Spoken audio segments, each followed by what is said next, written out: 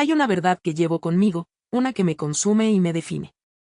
Es una verdad nacida en la mirada del único hombre que jamás debí desear, mi hermano Miguel. Esta es mi confesión, un intento desesperado de entender cómo lo que era familiar se volvió tan peligrosamente íntimo. Han pasado años desde aquella boda en Jerez. Años que se han estirado como la seda mojada, pesados y silenciosos. Madrid se convirtió en mi refugio, una ciudad bulliciosa que prometía anonimato, la posibilidad de diluirme entre millones de almas, de olvidar el eco de la lluvia en Triana y el roce del encaje bajo la mano de Miguel. Me sumergí en mi trabajo, en los manuscritos que olían a tinta y papel envejecido, en la vida cultural que vibraba en cada esquina. Intentaba convencerme de que era libre, que había escapado del laberinto, pero la verdad es que el hilo invisible que nos unía nunca se rompió. Solo se tensó, volviéndose más fino, más peligroso. A veces, por las noches, el recuerdo me asaltaba.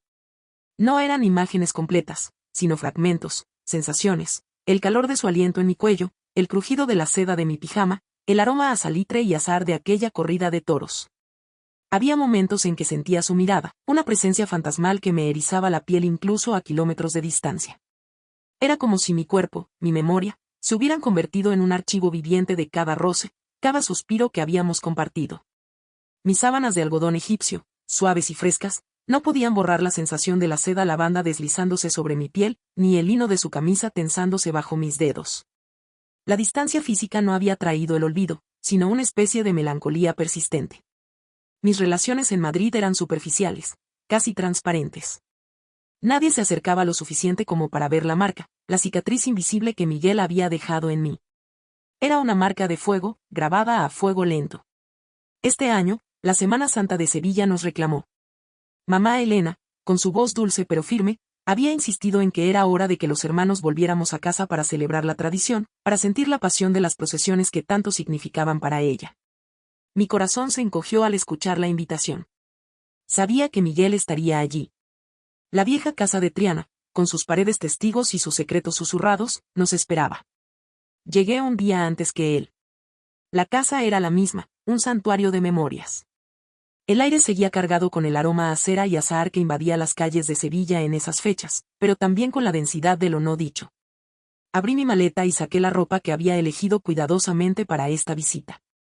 Nada de seda provocadora, nada de encaje sugerente. Opté por tejidos más sobrios, lino y algodón en tonos neutros, intentando crear una armadura invisible contra la vulnerabilidad que sabía que Miguel podía desatar. Llevaba un vestido de lino crudo, de corte sencillo y líneas limpias, que caía con suavidad sobre mi cuerpo, una tela que, aunque natural, se sentía lo suficientemente sólida como para no revelar nada. La mañana siguiente, la puerta principal se abrió y la voz grave de Miguel resonó en el patio. Mi respiración se detuvo. Lo escuché saludar a mamá Elena, su risa familiar pero ahora con un matiz que me resultaba extrañamente ajeno. Me asomé al balcón interior y lo vi. Estaba más alto, más maduro, pero sus ojos seguían siendo los mismos, dos pozos oscuros donde yo me había perdido. Llevaba una camisa de algodón ligero, remangada hasta los codos, que realzaba la línea fuerte de sus brazos. La tela, suave y ligeramente arrugada por el viaje, se adhería sutilmente a su piel con el calor de la mañana. Me pregunté qué sentiría el algodón bajo mis dedos ahora, si sería tan diferente del lino que recordaba. Nuestros ojos se encontraron. No hubo sorpresa, solo un reconocimiento silencioso, una corriente subterránea que nos conectaba sin palabras. Una leve sonrisa se dibujó en sus labios, una sonrisa que no llegó a sus ojos. Los míos se desviaron rápidamente, pero el impacto ya estaba hecho. Los días de Semana Santa transcurrieron en una especie de trance. El bullicio de las calles, el fervor de las procesiones, el incienso y la cera derretida se convirtieron en un telón de fondo para nuestra propia danza. Nos sentábamos juntos en los balcones, observando el paso de las cofradías. La multitud, densa y ruidosa, nos ofrecía la excusa perfecta para estar cerca, para que nuestros hombros se rozaran, para que nuestras manos se tocaran, accidentalmente, mientras compartíamos una almendra. Yo seguía con mis ropas discretas, pero cada fibra de mi vestido de lino parecía cobrar vida bajo su cercanía. Sentía la tela rozar mis muslos, el suave crujido del tejido al moverme, y cada sensación se amplificaba por la conciencia de su presencia. Él, a menudo con camisas de algodón o lino finamente tejidas, irradiaba una calidez que me atraía como una polilla a la llama. Observaba la forma en que el tejido se amoldaba a la curva de su hombro, la sutil transparencia del lino a contraluz que dejaba entrever la fuerza de su cuerpo. Una tarde, mientras la procesión del cachorro pasaba bajo nuestra ventana, con el aroma a nardos e incienso flotando en el aire, Miguel se inclinó hacia mí. La voz del capataz, esta es, resonaba en la calle. Es impresionante, ¿verdad?, susurró, su aliento cálido en mi oreja. La fe, la pasión. Mis ojos se encontraron con los suyos. No hablaba de la fe, lo supe. Hablaba de la pasión que ardía entre nosotros, tan antigua y tan prohibida como la propia tradición sevillana. El lino de mi vestido se tensó bajo la rodilla, donde su pierna rozaba la mía. El calor se extendió, silencioso, insistente. Sí, respondí, mi voz apenas un susurro. Impresionante. Su mano, con una lentitud que me torturaba, se deslizó de la barandilla de hierro forjado a mi brazo. Sus dedos se cerraron sobre la tela de lino, no directamente sobre mi piel, sino a través de la barrera del tejido. Era un toque sutil, casi imperceptible para un observador externo, pero para mí era un incendio. La rugosidad del lino, normalmente tan inocente, se convirtió en un conductor de electricidad, transmitiendo la intensidad de su contacto directamente a mis nervios. Sentí como la tela se arrugaba ligeramente bajo la presión de sus dedos, una pequeña confesión de su fuerza. El tacto permaneció, un ancla silenciosa en medio del clamor de la multitud y los gritos de guapa, guapa, para la Virgen. Era un eco del pasado, pero también una promesa del futuro. Nos quedamos así, observando las figuras religiosas pasar, los cirios encendidos brillando en la penumbra que caía sobre la calle. El lino de mi vestido, que había elegido para protegerme, ahora parecía una burla, una fina capa que solo amplificaba la sensación de su mano. Sentía la presión de sus dedos a través de la tela, el calor que se filtraba, y la ironía de mi elección de vestuario no se me escapaba. Luego, con la misma lentitud con la que había llegado, su mano se retiró. Dejó una estela de calor, una ausencia que me dolía más que el propio toque. Me giré para mirarlo, y sus ojos, en la semioscuridad, brillaban con una intensidad que casi me hizo perder el aliento. Había una pregunta tácita, un desafío. ¿Hasta dónde estábamos dispuestos a llegar esta vez?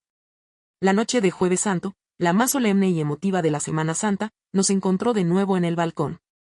La madrugada, con sus procesiones silenciosas, llenaba las calles de una piedad casi mística. La casa estaba en penumbra, solo algunas velas encendidas en el salón principal, proyectando sombras alargadas que danzaban con el viento que se colaba por las ventanas. Mamá Elena y papá Javier se habían ido a ver la Macarena, dejándonos solos en la quietud de la casa. Llevaba un camisón de algodón ligero, blanco impoluto, con un sutil bordado en el escote. Era fresco y suave contra mi piel, una elección inocente para dormir, pero ahora se sentía peligrosamente revelador bajo la mirada de Miguel. Él estaba sentado en el sofá, leyendo un libro, con una fina camiseta de algodón que se ajustaba a su torso. La tela de su camiseta, ligera y respirable, acentuaba la forma de sus músculos, un detalle que mi mirada capturaba sin querer. «No te has dormido», murmuró, sin levantar la vista del libro. Su voz era tranquila, pero la tensión en el aire era un zumbido constante. «No», respondí, mi voz un poco más alta de lo que pretendía. «El ruido de la gente, los tambores». «Sí», dijo, finalmente levantando la vista. Sus ojos se fijaron en mí, en el camisón blanco que ahora sentía tan delgado como una bruma. Es difícil ignorar el fervor de la ciudad. Se levantó y se acercó a la ventana, a mi lado. El silencio entre nosotros era un lienzo sobre el que pintábamos con miradas y respiraciones. Pude sentir el calor de su cuerpo, la cercanía de su piel a través del algodón de mi camisón, que ahora se sentía como un velo translúcido. El bordado en el escote parecía cobrar vida, una delicada trampa. «Parece que la ciudad nunca duerme», comentó, su voz baja y pensativa.